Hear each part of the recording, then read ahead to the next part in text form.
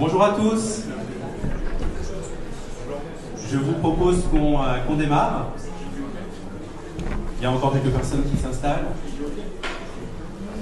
Tout d'abord, bienvenue aux Libertés du Lignal. On est très heureux de vous accueillir ici, dans cet endroit qui est à la fois un écosystème, donc celui de l'entrepreneuriat tech d'intérêt général, et aussi un offreur de solutions. Donc quelques mots d'introduction pour vous expliquer pourquoi on a proposé ce meet-up ce matin sur entreprise à mission. Donc l'endroit où vous êtes abrite des projets qui sont tous orientés vers des défis sociétaux, des problématiques de politique publique, qui sont portés à l'appui de démarches entrepreneuriales et avec la conviction que la tech à l'impact permet d'accélérer ces projets, d'avoir un impact beaucoup plus profond et scalable. Donc ça, c'est notre activité, que d'animer et de constituer cet écosystème, donc, qui comporte une trentaine de startups, mais également, c'est une de nos spécificités, des pouvoirs publics, des chercheurs et des grands groupes. Et à côté de ça, pour 80% de notre temps, on mène des projets d'accompagnement, de conseil en innovation ouverte, en transformation des organisations, en entrepreneuriat. Et toutes ces activités nous a amené à observer l'émergence de cette thématique et l'acuité avec laquelle elle se posait chez l'ensemble de nos partenaires et de nos clients, qu'il s'agisse de grands groupes privés ou publics. Et on s'est lancé dans de la co-construction de projets sur ce thème-là depuis il y a quelques semaines. Et il nous semblait important de proposer, d'offrir des regards croisés sur cette thématique. Alors, on est dans un pays à statut, la France, un pays passionné de dialectique et de loi. On aime beaucoup ça. Donc le sujet entreprise à mission, c'est un peu résumé ces derniers mois à la loi Pacte. Tout le monde attend de voir ce qu'il va y avoir dedans. Certains aimeraient qu'elle soit ambitieuse, d'autres un petit peu moins. Mais le meet-up de ce matin a pour objet de faire la démonstration, d'illustrer qu'un grand nombre d'acteurs ont démarré ça, certains depuis presque 100 ans, et faire la démonstration qui est tout à fait possible avec des modalités très variées d'avancer sur cette thématique d'entreprise à mission. Il y a une attente très forte de la société, une attente des clients, une attente des collaborateurs, une attente aussi des fournisseurs. Et ce qu'on est très heureux de constater aux Libertés Vignales dans toutes les collaborations qu'on a avec des acteurs privés et publics qui sont nos partenaires, nos clients, ou avec les projets qu'on héberge ici, c'est qu'on est passé d'une nature plutôt défensive de l'impact avec des grands acteurs qui souhaitaient parfois être un peu curatifs, voire certains diront avoir bonne conscience. Il y a pu avoir un peu de washing sur cette thématique.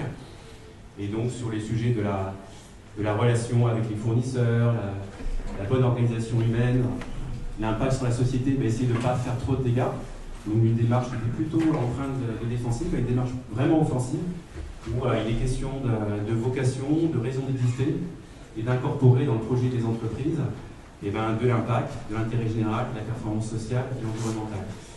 Donc toutes les interventions qui vont suivre vont illustrer avec des regards, des histoires personnelles très différentes, cette dynamique qui est très intéressante en ce moment en France, d'entreprise à mission. Alors, vous pouvez poser des questions, on vous propose de le faire via Facebook et Twitter, s'il vous plaît, parce qu'en fait, la priorité est donnée aux interventions. Et on va essayer de respecter le timing, de faire en sorte que vous ayez un maximum de contenu pendant ce meet-up. Et on va démarrer, donc je vais laisser la parole à Alissa Pelatan, qui... Voilà, je t'accueille.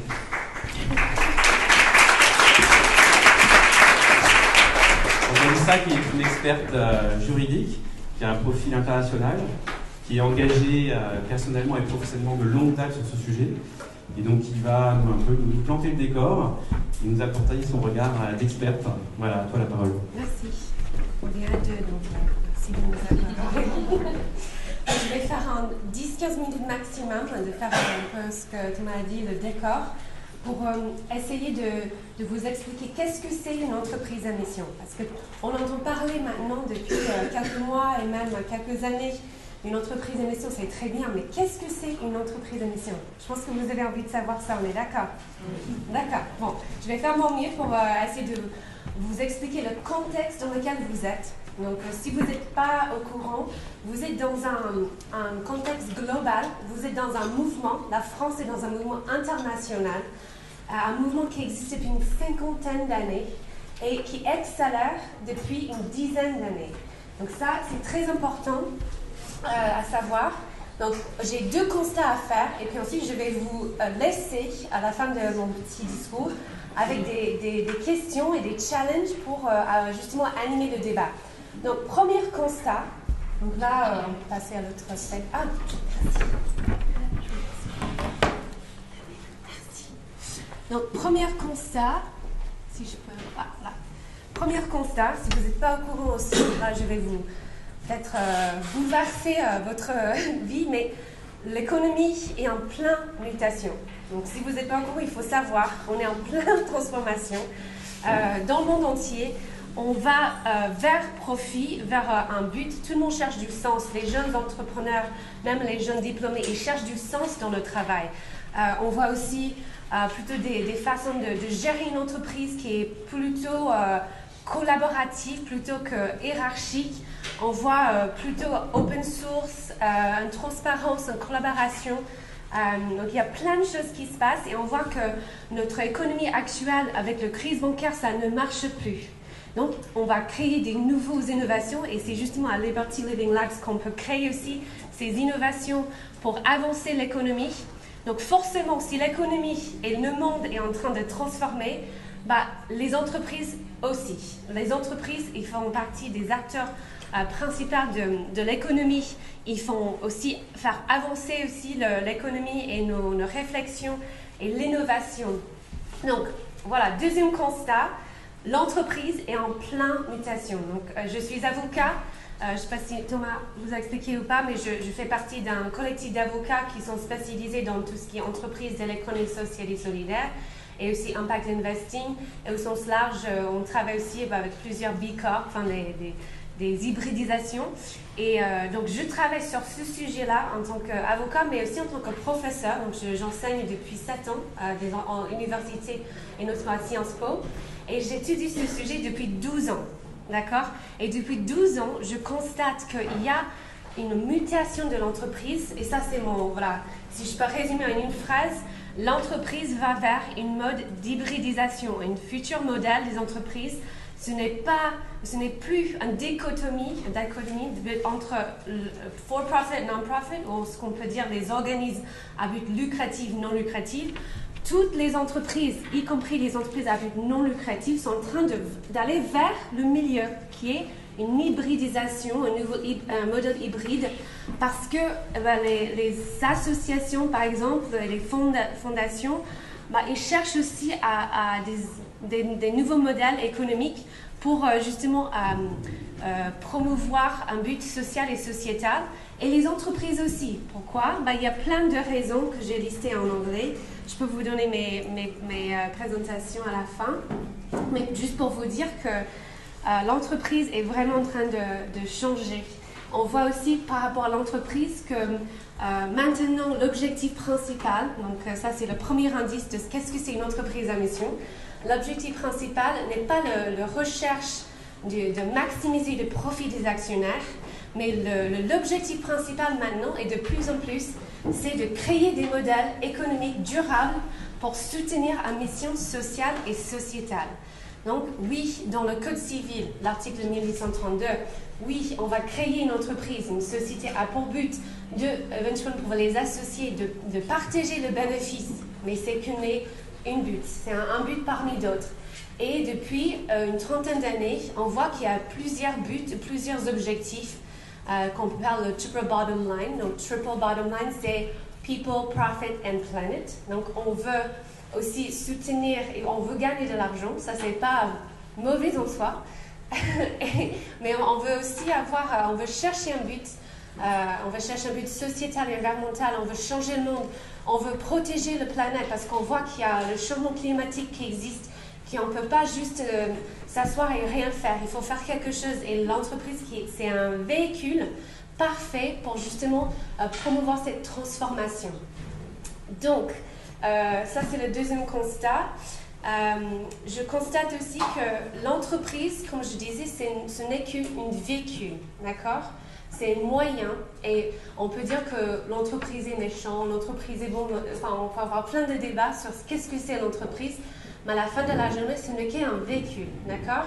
Et le véhicule, il y a, pour moi, donc ça c'est juste mon constat, peut-être mes collègues vont me dire autrement, mais pour moi, il y a deux choses très importantes pour l'entreprise. D'abord, c'est l'objectif, c'est le GPS du véhicule.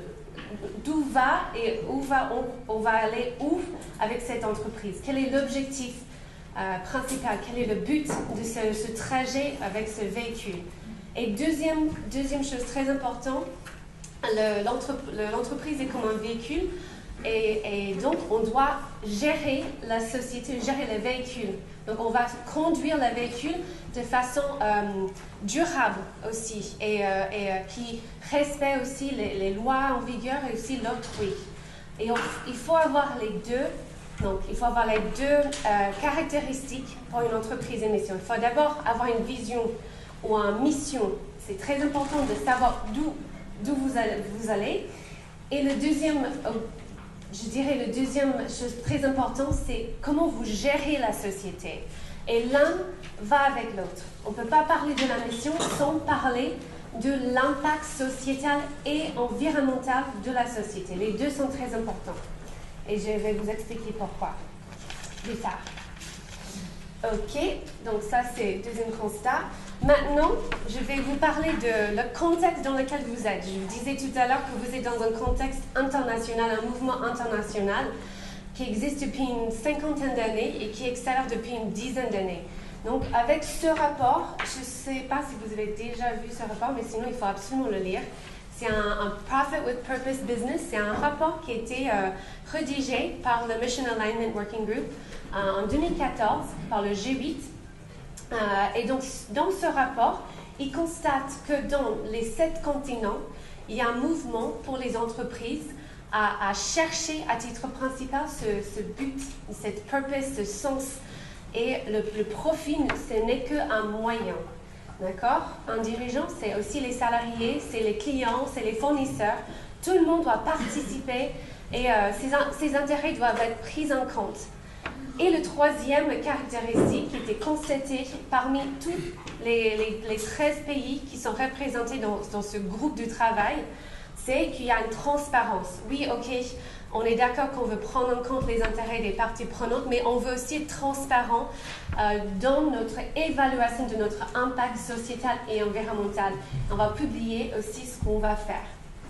Donc la grande différence aussi entre une entreprise à mission avec ces 3 caractéristiques ou Profit with Purpose Business et aussi ce qu'on peut appeler ESS, la grande différence c'est que dans ce petit schéma, c'est très pratique. Donc la grande différence c'est qu'il n'y a pas de limitation de distribution de dividendes, d'accord?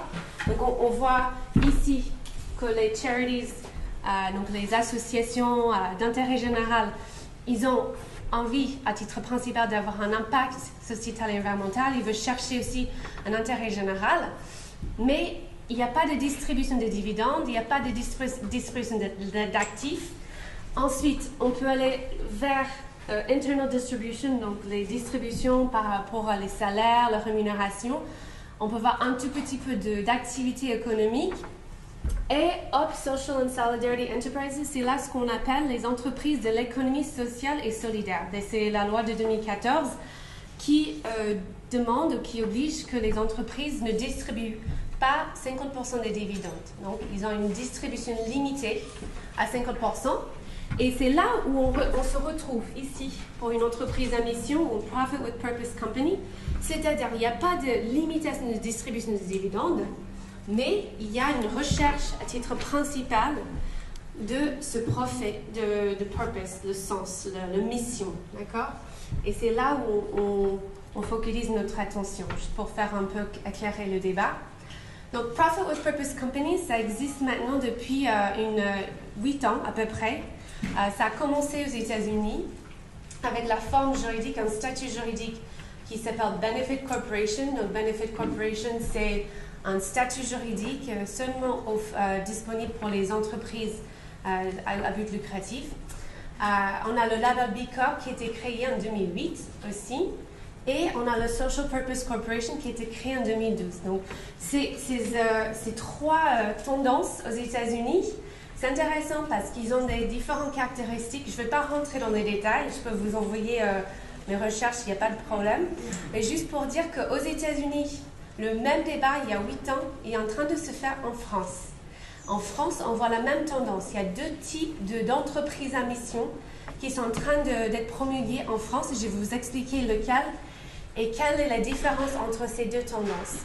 Mais il faut savoir que ce débat tourne surtout autour des deux objectifs. D'abord, la mission, donc l'objectif de l'entreprise, mais aussi est-ce qu'on a besoin d'évaluer notre impact sociétal et environnemental ou pas? Est-ce que c'est nécessaire? Est-ce qu'une mission d'une entreprise suffit? Ou est-ce qu'il faut aussi aller au-delà de ça et mesurer comment la société est gérée? Donc, le Benefit Corporation est maintenant dans 34 États, donc depuis 2010, dans 7 continents différents. On a aussi un peu la même chose au Royaume-Uni avec le Benefit Company Status qui va être éventuellement, ils sont en train de mettre en œuvre et promulguer une loi pour créer une Benefit Corporation équivalent en Royaume-Uni. Ils ont fait aussi une étude par rapport aux Mission-Led Companies, c'est un peu ce qu'on appelle entreprises à mission au Royaume-Uni. Et ils ont constaté qu'il y a 123 000 entreprises au Royaume-Uni qui sont des entreprises à mission. Donc c'est en train de vraiment créer ce débat. Le Benefit Corporation existe aussi en Italie, donc c'est le Società Benefit qui a été créé en 2015. Et aussi, ils sont en train de créer la même chose en Argentine, en Colombie, en Uruguay, et en Australie et en Vietnam. Donc, c'est partout. Et donc, on est vraiment dans un mouvement global, international. Et la France peut vraiment faire partie de ce mouvement global si vous avez envie de participer. Pour finir, donc là, je vais focaliser sur la France. Donc, je vous ai fait 2 constats. Premier constat, l'économie est en train de muter. L'entreprise aussi, vers une entreprise qui cherche du sens. Et aussi, vous êtes dans un mouvement international qui existe depuis une dizaine d'années, qui accélère beaucoup. Et même en Europe, par exemple, il y a 18 lois qui ont été promulguées depuis 10 ans, dont la moitié depuis 5 ans. Sur ces questions-là, sur les entrepreneurs sociaux, les entreprises à mission, les entreprises sociales, parce que les gouvernements veulent mettre un cadre, ils veulent savoir qu'est-ce que c'est ce mouvement et comment on peut définir. Donc il y a maintenant un mouvement pour définir, mettre un cadre juridique autour de ce mouvement. Parfois dans les différents pays, on va dire qu'on n'a pas besoin d'un cadre juridique. Et parfois, les gouvernements vont dire, non, on a besoin d'un cadre pour la visibilité, pour la stabilité, pour l'efficacité, pour donner des avantages fiscaux aux entreprises. Donc après, c'est à vous de décider, est-ce qu'on a vraiment envie d'un statut juridique ou pas? Ça, peut-être, c'est un bon débat qu'on peut avoir aussi. Mais pour tout vous dire, la loi Pacte est en train de justement proposer un statut juridique. Donc le statut juridique, il y a le rapport Senar-Nota qui est sorti en 9 mars de cette année et le loi Pacte a été proposé au Conseil des ministres le 2 mai et ils vont sortir début juin. Donc après, on ne sait pas ce que ça va continuer, on ne sait pas encore ce que c'est une vraie entreprise à mission en France, mais il y a 2 tendances que je constate. Donc je vais vous présenter les 2.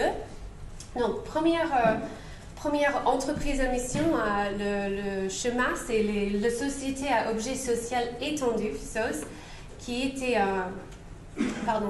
est une proposition par justement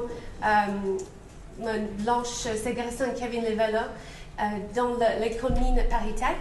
Et c'est une proposition qui est assez innovante. Ils ont fait beaucoup d'études sur qu'est-ce qui existe dans le monde entier. Ils ont essayé de créer un peu une profit with purpose business à la française avec les caractéristiques différentes. Donc les 4 caractéristiques d'une société à objet social étendu. D'abord, il faut une mission, d'accord? Donc une mission, il faut intégrer la mission dans les statuts et la mission doit être sociale scientifique ou environnementale. On peut choisir la mission, ce qu'on veut. Le deuxième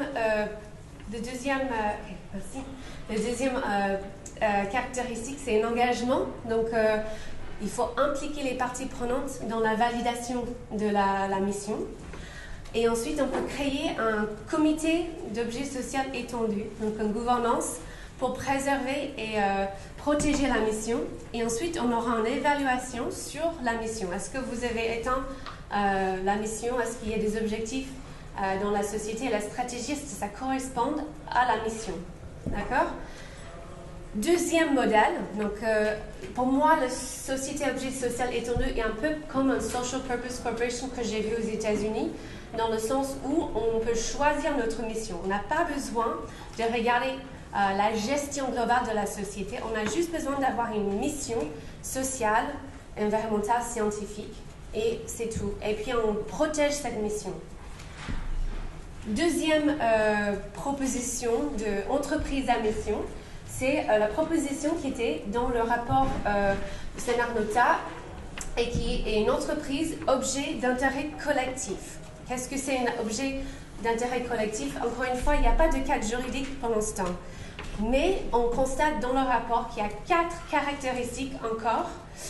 Première caractéristique, c'est qu'il faut intégrer dans les statuts la raison d'être de la société. Qu'est-ce que c'est la raison d'être? La raison d'être, c'est un impact mesurable, positif pour la société et l'environnement. Donc c'est là où on voit le triple bottom line. On doit prendre en compte les intérêts et l'impact positif sur l'environnement et la société. Ce n'est pas simplement une mission spécifique, mais c'est dans sa globalité, en prenant en compte vraiment tout notre impact. C'est comment vous gérez la société aussi. Donc c'est les deux, c'est la mission, donc ce que je disais tout à l'heure avec le véhicule, on a un objectif, une mission, on peut avoir une mission spécifique, une raison d'être, mais aussi il faut voir comment la société est gérée, donc comment vous conduisez la voiture, si on peut dire ça.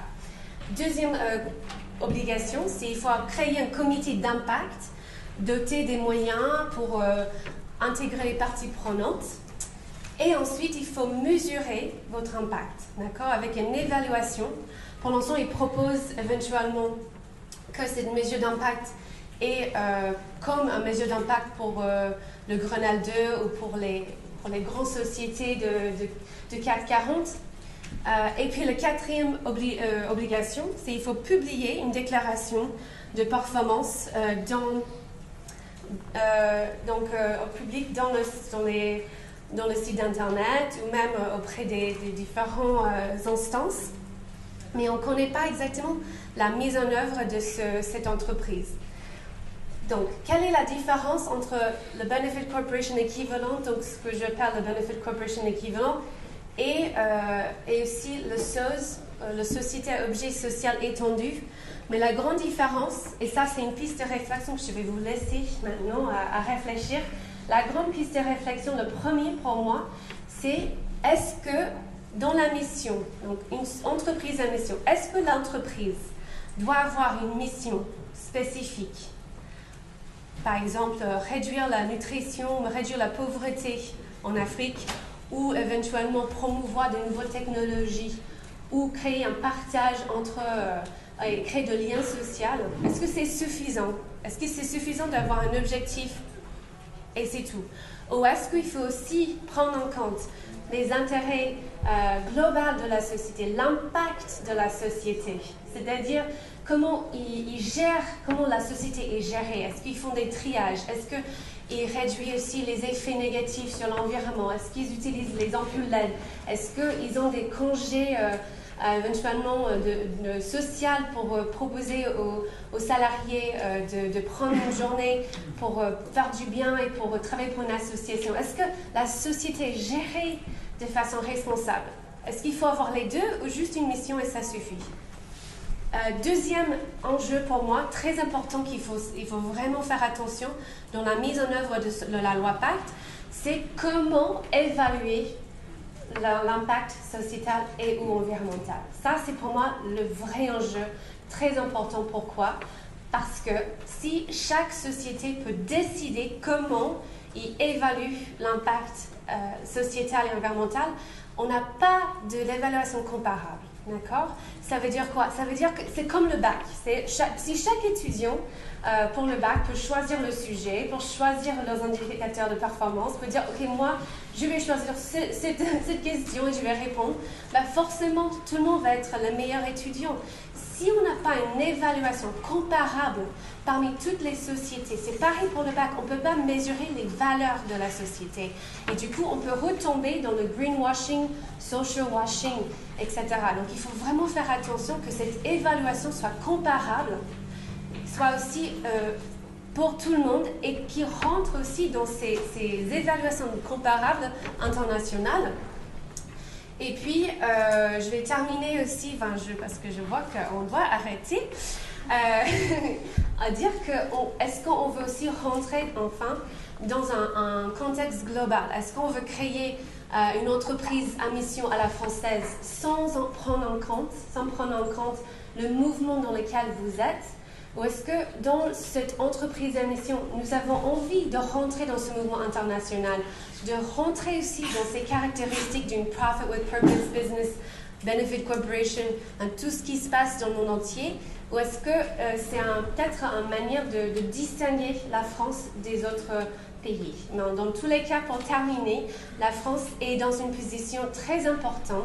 À côté de l'Italie, ils sont un des premiers leaders pour même vouloir changer et modifier le code civil, de proposer une entreprise à mission.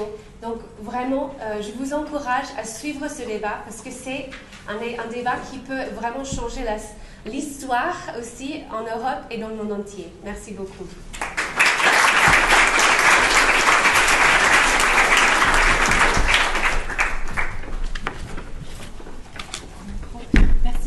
Elissa pour cette intervention. Je vais vous demander maintenant d'accueillir Annick Valette, qui est administratrice de la Maïf et présidente de Maïf Investissement Social et Solidaire, et qui va nous raconter comment, au sein d'une entreprise, on peut mettre en place ce type d'initiative. Merci. Bonjour. Alors, je vais commencer par 8 chiffres pour vous présenter la Maïf. Alors, je commence par 100. 100, c'est 100 instituteurs qui, en 1934, ça fait 84 ans, ont créé une start-up de l'économie collaborative, mais à cette époque, ça s'appelait Mutuelle d'assurance. Aujourd'hui, en 2017, la Maïf, c'est le 5e assureur automobile, c'est le premier assureur du monde associatif, c'est 3 millions de sociétaires, 7000 salariés et 3,5 milliards de chiffre d'affaires pour le groupe. Voilà, je pose le décor. Alors, quelle est notre perception, nous, du débat sur l'entreprise à mission?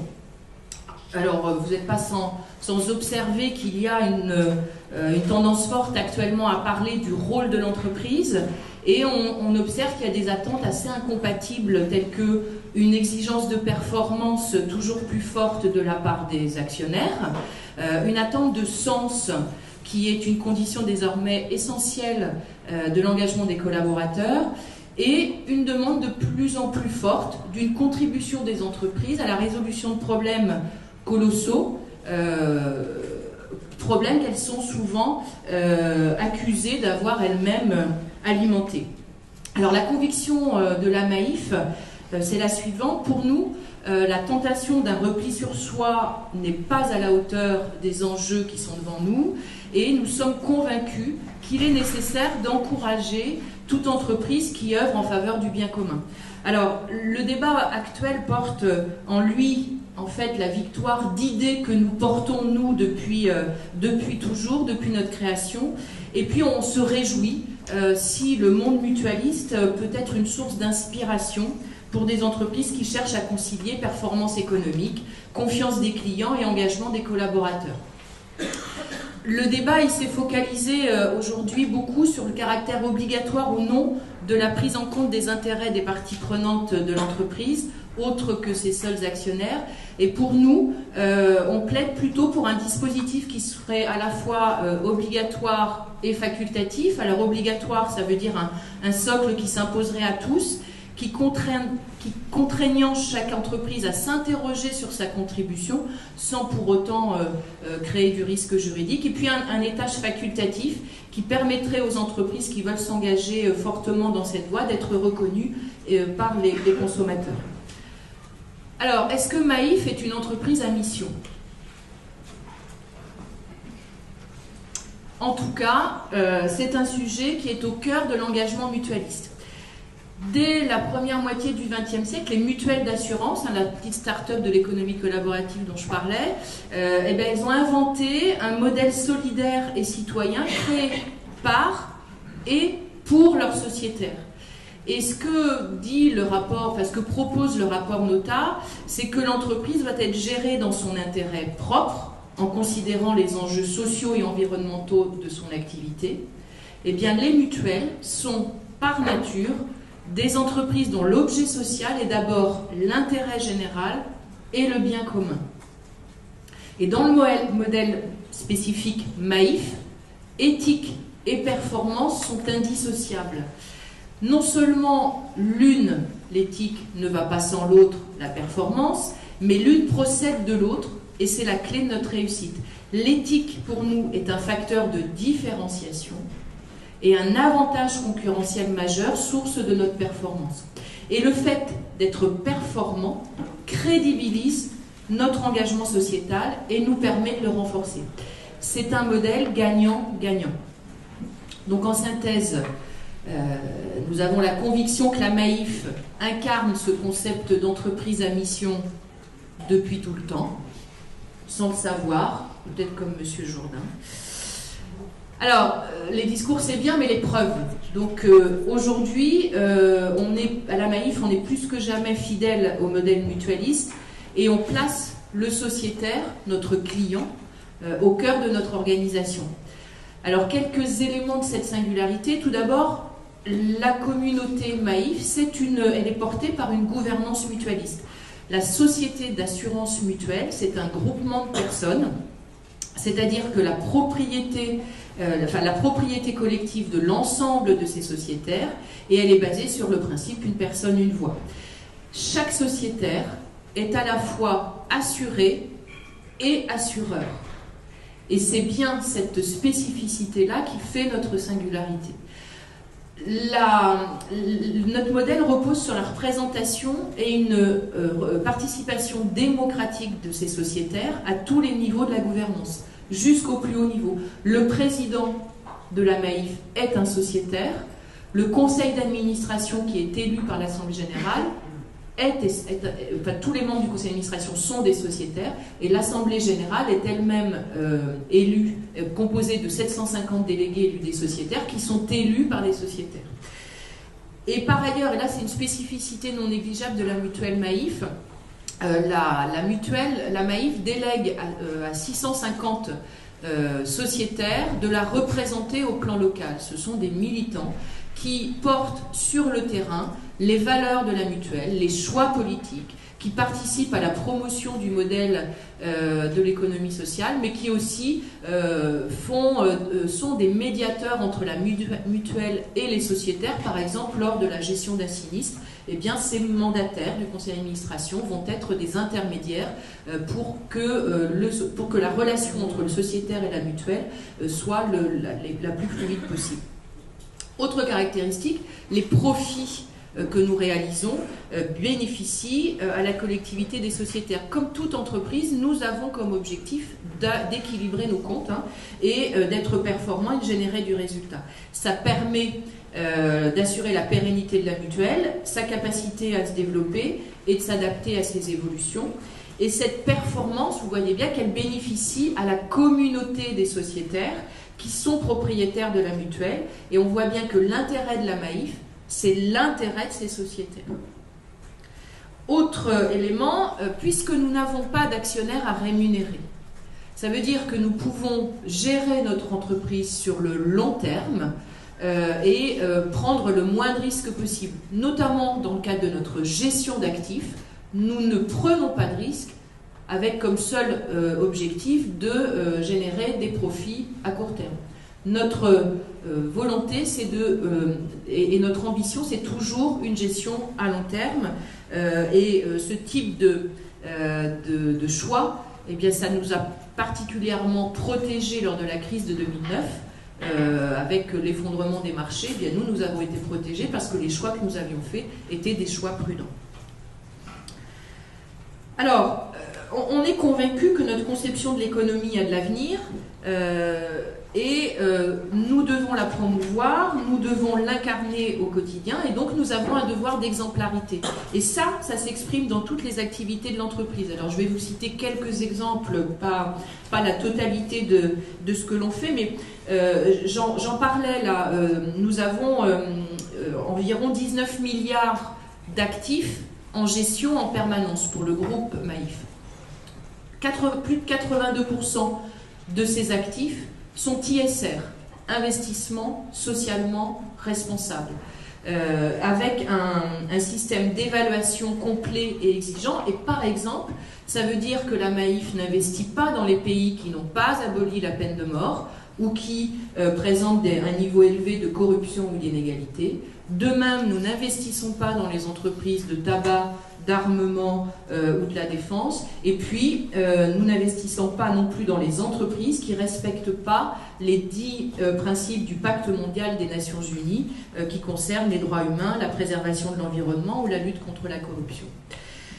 On a une politique d'achat qui encourage les partenaires de l'économie sociale et des produits ou des services qui sont dans une logique de développement durable. Donc en termes de choix des fournisseurs, de recyclage des déchets en s'appuyant principalement sur des entreprises soit associatives, soit qui interviennent dans le champ de l'insertion. Et puis en ce qui concerne la gestion de nos sinistres auto, par exemple, eh bien, nous encourageons l'utilisation de pièces de réemploi plutôt que l'utilisation de pièces neuves systématiques. Alors bien évidemment, nous nous sommes engagés dans une démarche ambitieuse d'éco-responsabilité, on procède régulièrement à notre bilan carbone et on établit régulièrement également un plan de réduction de notre empreinte environnementale. Je citerai quelques exemples dans le champ de l'énergie. L'électricité consommée dans nos locaux est produite à 100% via des sources d'énergie renouvelables. Et puis nous récupérons l'énergie de nos data centers au siège pour chauffer nos bâtiments. Alors, nous sommes également convaincus de la nécessité du partage équitable de la valeur entre les sociétaires, les salariés, l'entreprise et la société. Donc je vais vous illustrer tout ça. En ce qui concerne le partage de la valeur avec les sociétaires, on est bien d'accord, on n'a pas d'actionnaire. Donc nous, nos choix de partage de la valeur, c'est sur ces trois champs-là. Sur le partage de la valeur avec les sociétaires, bien évidemment, nous avons la responsabilité d'être économiquement performants, mais nous devons concilier ça avec le pouvoir d'achat de nos sociétaires et la qualité de nos prestations. Le partage de valeur auprès des sociétaires, ça se caractérise par exemple par des augmentations tarifaires limitées. Pendant 4 ans, nous n'avons pas augmenté nos tarifs auto, mais aussi par des prestations couvrantes. Et par exemple, tous nos contrats sont construits sur un socle minimal de protection, mais le minimal, il est quand même assez élevé. Et ce socle minimal, il s'applique à la totalité des membres de la famille. Voilà, des exemples de comment on partage la valeur avec nos sociétaires.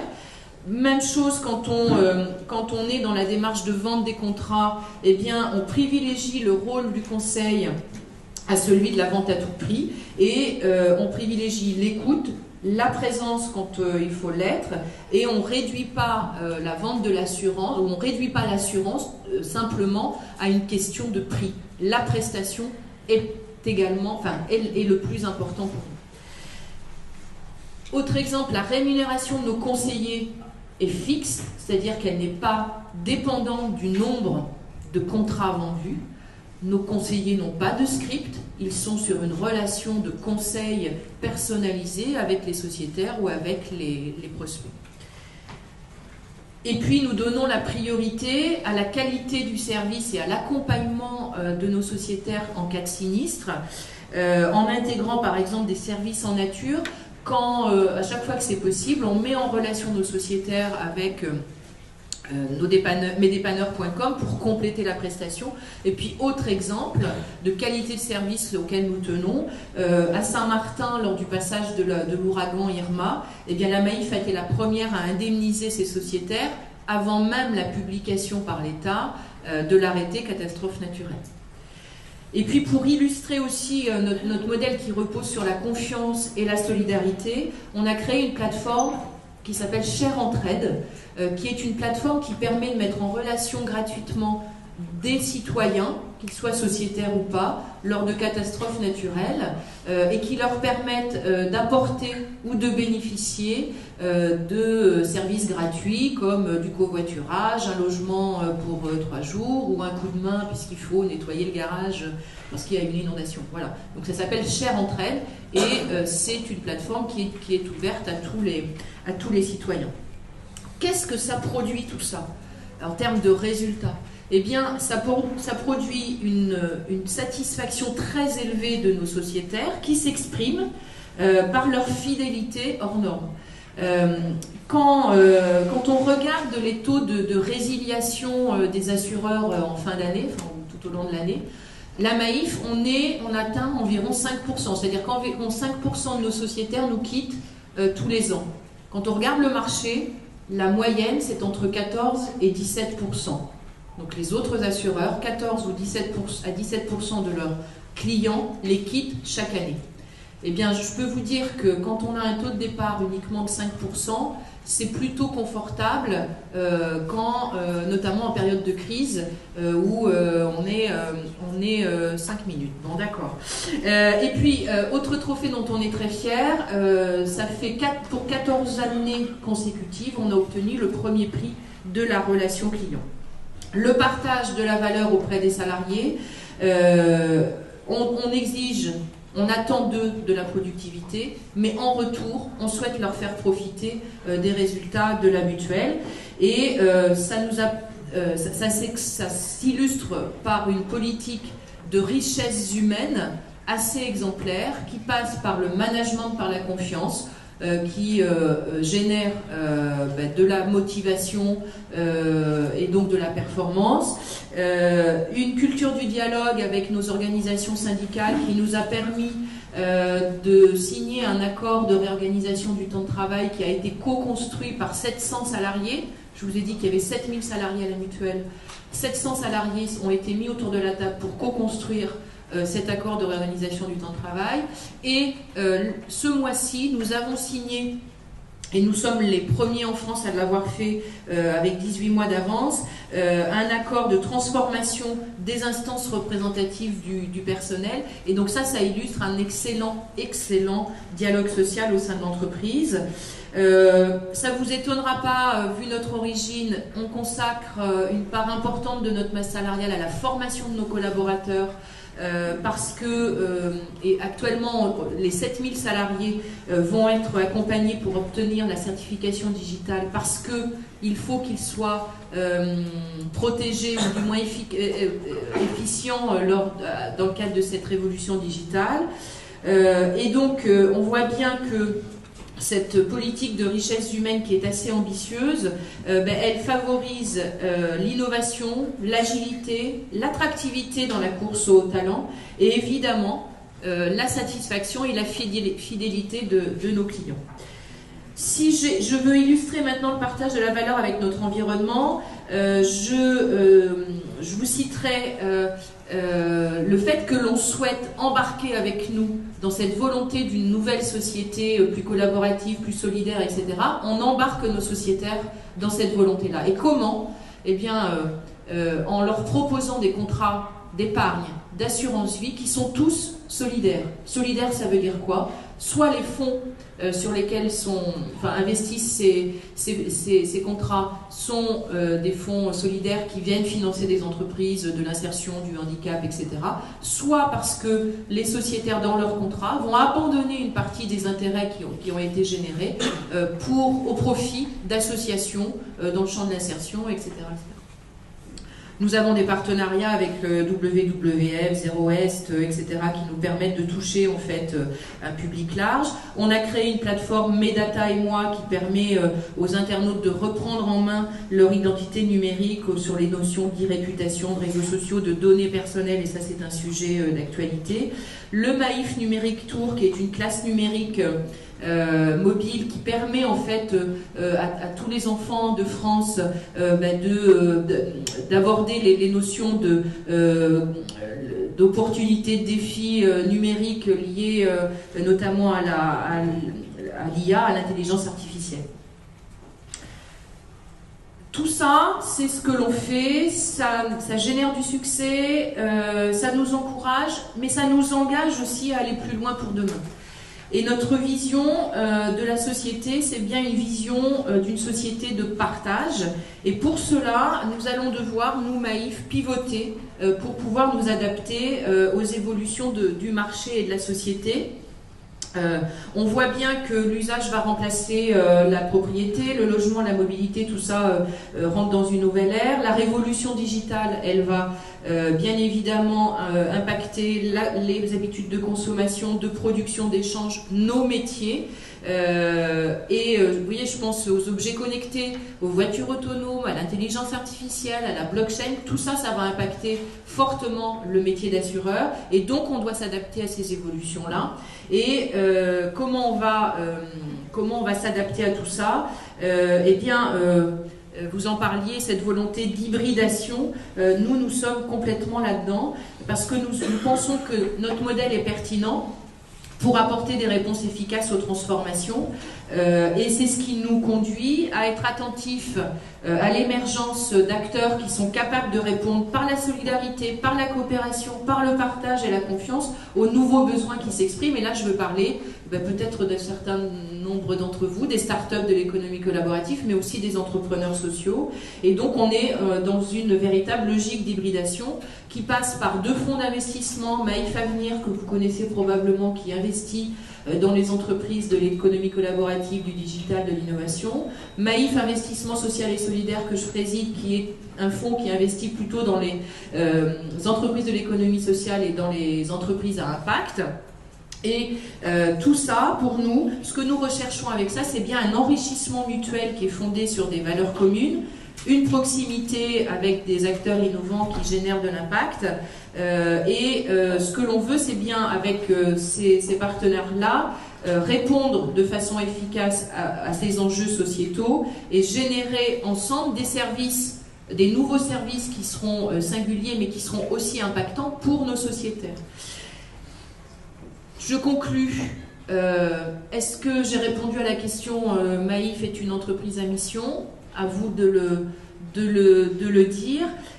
Toujours est-il que, comme je le disais tout à l'heure, ce débat il contribue à la victoire d'idées et de principes que nous défendons depuis tout le temps, c'est-à-dire que l'entreprise doit, à son niveau, contribuer au bien public, au bien commun. Ce questionnement sur l'éthique et la performance, eh bien, il renvoie à nos racines les plus profondes. Et puis, voilà, je dirais que depuis plus de 80 ans, nous prouvons qu'il est possible de mettre l'utilité sociale au cœur de l'entreprise et que ce choix produit de la performance, non seulement pour les individus, mais aussi pour la société. Nous avons été des défricheurs, modestement, et nous ne pouvons que nous réjouir que d'autres entreprises nous emboîtent le pas. Nous continuerons sur ce chemin et nous serons ravis d'accompagner ceux qui souhaitent l'emprunter avec nous. Je vous remercie.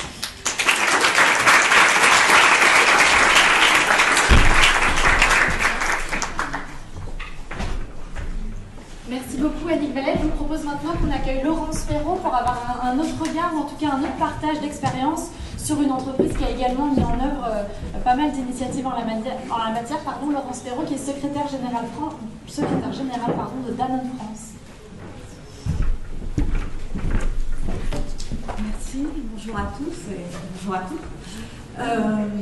Ce matin, en préparant mon intervention, je me disais que j'avais envie de vous raconter une histoire. L'histoire de Danone, en fait, qui va fêter ses 100 ans l'année prochaine. Alors effectivement, vous mentionnez, en fait, je suis secrétaire générale de Danone en France, et c'est un métier qui est un peu différent des autres entreprises. C'est un métier qui a été créé récemment dans sa forme actuelle, où nous sommes 30 dans le monde à avoir comme mission de travailler la réputation de Danone dans leur marché.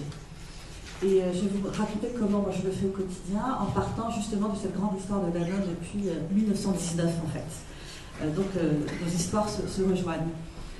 En 1919, un homme, un espagnol, Isaac Carasso, décide de gérer un des problèmes de santé alimentaire en Espagne, notamment sur les problèmes de digestion des enfants à la sortie de la guerre, et donc il crée le premier yaourt grâce à l'Institut Pasteur, le ferment du yaourt de l'Institut Pasteur, premier yaourt vendu en pharmacie. On est en 1919. Et donc le premier propos en fait, de cet homme, c'est de régler un problème de santé dans son pays. Et en fait, l'histoire dit que pourquoi l'entreprise s'est appelée Danone, parce qu'il a donné le nom à son fils qui s'appelait Danone. Et donc, nous sommes en 1919. Je fais un bond dans l'histoire. Je fais un bond dans l'histoire parce que cet homme rencontre à ce moment-là, dans les années 50, un homme qui s'appelle Antoine Riboud. Et ils décident ensemble, en fait, de s'allier pour démocratiser cette vente de yaourt notamment. Et à l'époque, Danone n'était pas Danone en France, puisque c'était encore BSN, donc du verre. Et ces deux hommes décident de s'associer pour créer le yaourt en verre tel que vous connaissez. Je ne sais pas si vous l'avez vu, on l'a ressorti en 1919 dans sa version originale. Et en fait, Antoine Riboud, cet homme avait comme mission, à l'époque, de créer l'alimentation la santé par l'alimentation pour le plus grand nombre, et notamment il a posé en 1972 un discours fondateur pour Danone, un discours qu'on appelle le discours de Marseille, et dans ce discours il a dit que sa responsabilité ne s'arrêtait pas à la porte de ses usines, et qu'il créait donc ce qu'on appelle encore aujourd'hui chez Danone le double projet économique et social.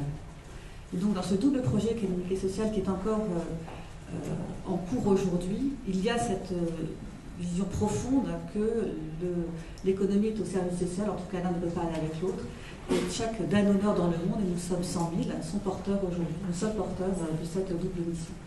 C'est Antoine Riboud qui ensuite passe les commandes de l'entreprise à son fils, Franck Riboud, jusqu'à l'année dernière, et là Franck décide d'aller plus loin dans la mission, puisqu'il pose à ce moment-là qu'il veut faire la santé par l'alimentation au plus grand nombre, se sépare d'entreprises stratégiques pour l'entreprise à l'époque, lui, Amora, donc des grandes marques, pour se recentrer sur des produits qui apportent la santé par l'alimentation, et il le fait au niveau mondial.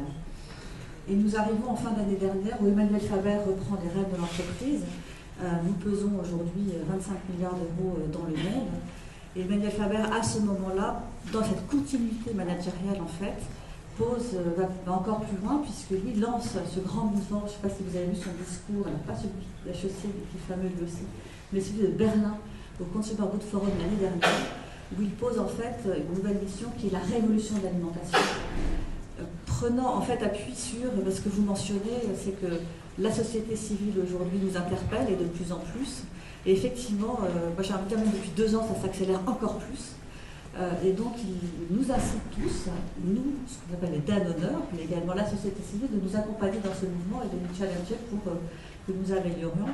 Et d'ailleurs, la signature de l'entreprise aujourd'hui est devenue One Planet, One Health, qui est donc au service, nous avons une planète qui est une seule santé, que nous devons la protéger absolument. Et c'est dans cette continuité managériale, en fait, c'est le premier point de mon propos, c'est à la fois des hommes qui, depuis 100 ans, portent cette vision de l'entreprise avec cette double mission économique et sociale, qui portent cette double mission avec des tensions très fortes, parce que vous le rappeliez, les objectifs de rentabilité à court terme pèsent sur un CAC 40 comme Danone, évidemment, et qu'on a là aussi une double responsabilité, c'est de gérer ce court terme financier tout en dans un long terme de mission. Donc voilà, première partie de mon propos, ce sont à la fois des hommes qui sont porteurs absolument de ces projets, et ça doit s'inscrire dans la durée, et ça fait 100 ans. Deuxième partie peut-être, c'est de vous dire que c'est aussi une question de méthode. Et cette méthode, c'est ce que l'on voit aujourd'hui, et c'est ce que vous vivez tous les jours, c'est on ne travaille pas seul chez Danone, on travaille avec l'ensemble de nos parties prenantes. Et donc, un de mes rôles, notamment, c'est d'animer toute cette communauté de parties prenantes. Alors, à commencer par, nous, on nous appelle les danonneurs, nous ne sommes pas des sociétaires, quoique je vais revenir. Donc, les danonneurs du monde entier, les collaborateurs sont animés pour faire vivre cette mission. Moi, je suis en charge de gérer les relations avec le monde associatif, les ONG, même les plus virulentes.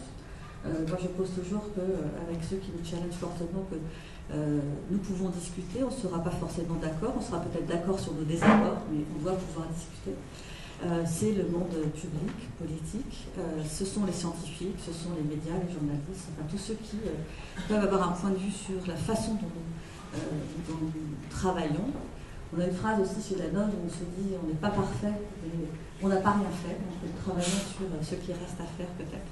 Et donc la méthode, c'est vraiment ça, c'est de travailler avec les parties prenantes. Et peut-être je peux faire un atterrissage sur la France. Comment nous, en France, donc Danone en France, c'est 2 milliards de chiffre d'affaires, mais 8 000 sur le marché du travail en France, dans 28 sites, dont 12 de production. Ce que nous dit nos dirigeants Emmanuel Faber, c'est que la vision est internationale, mais l'action, elle doit être locale. Et quand vous êtes un leader de l'agroalimentaire, ça pose aussi notre niveau de responsabilité parce que l'alimentation, nous avons des règles internationales sur la sécurité alimentaire, évidemment, mais c'est avant tout culturel et c'est aussi une question de souveraineté nationale. Donc, quand chez Danone en France, par exemple, dans notre division yaourt, nous sommes les leaders sur les yaourts, je vais faire la publicité, mais est-ce que vous savez que dans chaque petit pot de yaourt, en fait, le lait est un lait issu de nos éleveurs qui, donc la laiterie, cherche le lait à 60 km de nos usines. Donc nous produisons en France et nous sommes attachés à ce modèle. On a eu des grandes discussions parce qu'il est plus facile parfois de dire les marchés sont mondiaux et je peux acheter du lait international. Nous avons pris la décision que non, le lait serait en France. Quand vous achetez des petits pots, pour Blézina par exemple, nous travaillons dans notre usine de Brive-la-Gaillarde avec des producteurs fruits et légumes localement. Donc comment nous en France on travaille?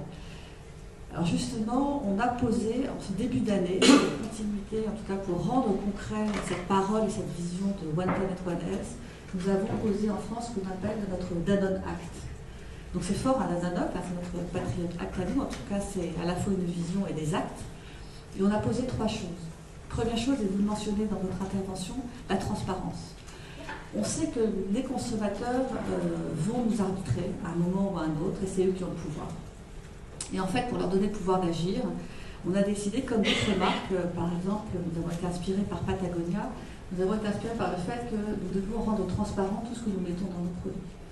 Tous les ingrédients qui font partie de nos recettes, à la fin de l'année 2018, vous pourrez les consulter sur notre danone.fr où nous travaillons avec la R&D pour justement expliquer la présence de chaque ingrédient, son origine, pour le met, pour le met pas.